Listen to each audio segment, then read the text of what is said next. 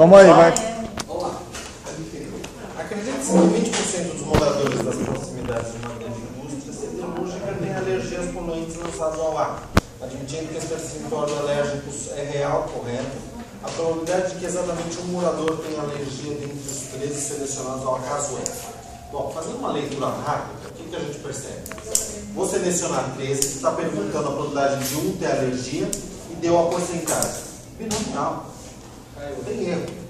Então a gente tem 13 moradores selecionados, no mínimo igual a 13. Antes disso, peraí, vamos definir quem que é o X, né? O que é X? É o número de moradores com alergia. Então o N é 13.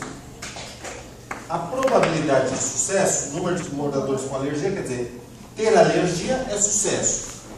A probabilidade de sucesso, acredite-se que 20% dos moradores têm alergia. Então, 0,2 ou 0,20, 20%. A probabilidade de que exatamente um morador tenha alergia.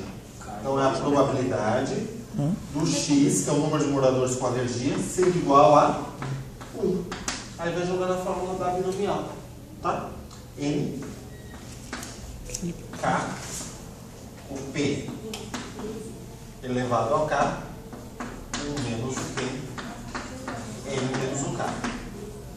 Resolvendo isso, vai dar 0,1787 ou aproximadamente 17,9%, que é a alternativa.